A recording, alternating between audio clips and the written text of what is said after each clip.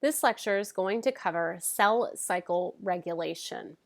So before the lecture even begins, make sure that you've read and taken notes, not just highlighted, the information in the assigned chapter that corresponds with this lecture. Again, before the lecture begins, make sure that you've created for yourself an outline by looking at the PDF of the slides before you even start the lecture. During the lecture, make sure that as you take notes, you're putting the information into your own words in order to maximize your learning.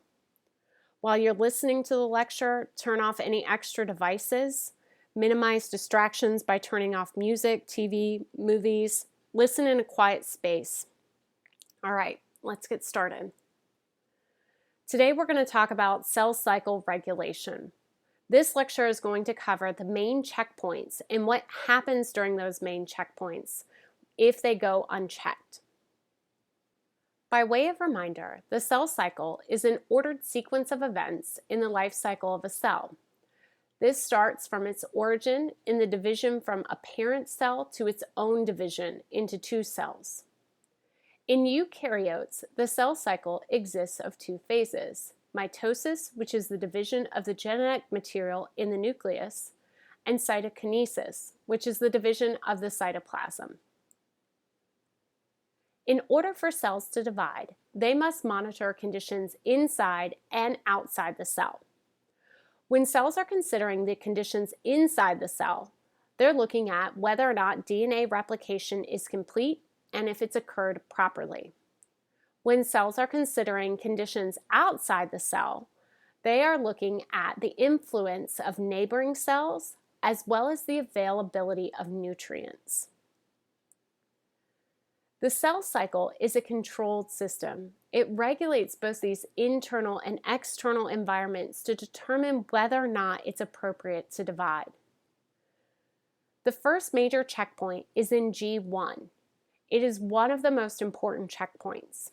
If the cell receives a go-ahead signal at the G1 checkpoint, it will usually complete the S, G2, and M phases of the cell cycle. If the cell does not receive the go-ahead signal, it will be forced into a non-dividing state called the G0 phase. There are three main checkpoints when we talk about the cell division. The first is entering the S phase. This is the G1 checkpoint. This is looking at whether or not the cell is the correct size. Has the cell received all the needed components and is in the correct condition and ready to divide? Is the DNA damaged? Are there plenty of growth signals that are available? The next checkpoint is the entering M, or the G2 checkpoint. Has the DNA replicated? And again, is the cell large enough for division? And finally, the exiting the M, or the M or anaphase checkpoint. This checkpoint, the cell continues and looks at whether or not all the chromosomes have attached properly to the cell division machinery. We're going to consider two examples of environmental factors that can impact cell division. An example of an environmental factor is platelet-derived growth factor, or PDGF. This is required for the growth of cultured fibroblasts, so fibroblasts that are grown in culture dishes in a lab research experiment setting. Fibroblasts have receptors that recognize the PDGF molecule. When PDGF molecules activate the specific PDGF receptor, then the cells are allowed to pass the G1 checkpoint because this PDGF molecule notifies the fibroblasts that there are enough nutrients available for cell division. Without PDGF, cells will not enter cell division because there aren't enough nutrients available and it won't pass this G1 checkpoint. It'll enter into the G0 phase of cell cycling. Another example of environmental factors that impact cell division are cell density. Cells have to determine the density or the cell population around them before they begin cell division. If cells are too dense, there are not enough nutrients for all the cells, and some of the cells could eventually die. When cells are entering division, they can determine the density of their neighbors through signals sent between cells. Eventually, if cells are too dense, they'll stop dividing, unless, of course, they're cancer cells. Which brings us to our next topic. We're going to consider what happens when there's loss of control in the cell cycle. In other words, how cancer cells arise. When control of the cell cycle is lost, this can lead to cancer. Cancer cells do not respond to the signals that normally regulate the cell cycle. Cancer cells do not need growth factors to grow and divide. They can make their own and function without them. They behave very abnormally, very different from all the regulations that we've just talked about for the cell cycle. The image here represents some of the abnormalities found in cancer cells.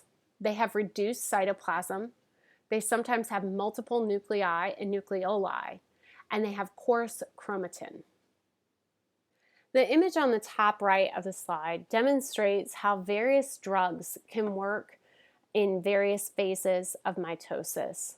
Drugs can inhibit the cell cycle or mitosis by activating checkpoints in the S and the G2 phase.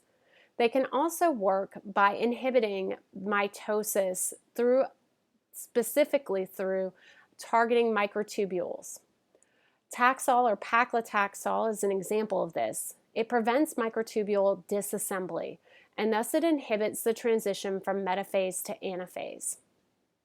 Other drugs can prevent microtubule assembly, and this prevents mitosis altogether.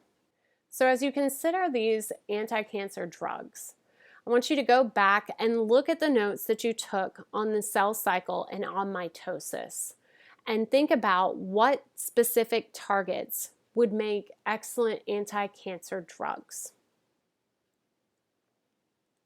By way of review, the cell cycle is a process by which cell components are duplicated and the cell divides. The cell cycle has four main stages: G1, S, G2, and M. And checkpoints make sure that these stages occur in the correct order and that one is completed before moving on to the next.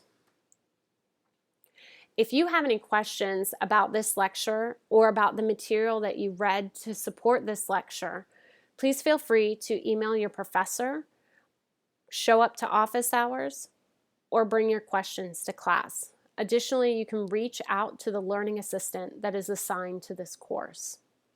Now that the lecture is done, take all the notes that you've made, combine those with the notes that you made in the textbook while you read, and after you've combined those notes and studied them, use the assisted reading questions as well as the questions at the end of the book and the questions at the end of each chapter to quiz yourself as you prepare for this test.